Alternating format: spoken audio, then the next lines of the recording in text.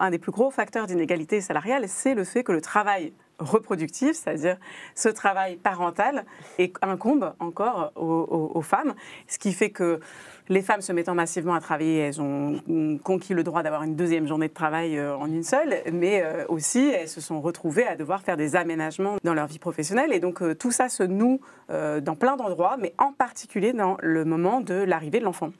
Aujourd'hui, en France, une femme, au mieux, hein, au bout de 28 jours, c'est-à-dire si elle a la chance d'avoir un conjoint ou une conjointe éventuellement qui a pris l'ensemble de son congé de paternité, y compris ce qui n'était pas obligatoire, et tout d'affilée, si elle a cette chance-là, au bout de 28 jours, elle est seule avec son bébé à la maison. Et en fait, ça, il ne faut pas oublier tout ce que ça crée comme inégalité derrière. C'est aussi, d'emblée, créer la discrimination à l'embauche, puisque quand vous embauchez une femme, vous savez que si elle est enceinte, eh bien, elle sera absente pendant tout son congé maternité, alors que le père, lui, 28 jours tout au plus, en plus, vous n'êtes même pas vraiment obligé de lui donner, ça peut être que 7, quoi. Et puis, la discrimination tout au long de la carrière, parce que quand vous avez, la première appris les gestes de la parentalité, etc., et bien, au bout d'un moment, évidemment que c'est vous qui allez vous arrêter quand l'enfant est malade, qu'elle allez prendre les congés enfant malade, c'est vous qui allez avoir une perte de chance dans votre carrière parce qu'on ne va pas vous confier les tâches à responsabilité parce qu'on sait que vous vous occupez des enfants. Et en fait, tout cet engrenage naît à ce moment-là. Et donc, nous, on y tient, on dépose ce congé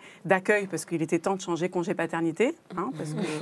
Donc, c'est un congé de l'accueil de l'enfant qui est identique au congé maternel, donc qui est la même durée, même période, obligatoire de la même façon,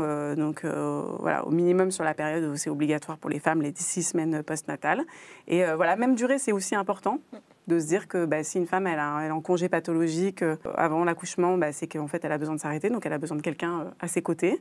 Donc c'est vraiment cette idée que c'est à deux qu'il faut accueillir un enfant, dans l'égalité, dans la parité à ce moment-là, parce qu'il y a beaucoup de choses qui vont se jouer, que ce soit symbolique ou que ce soit très très matériel, après, au moment de l'accueil de l'enfant.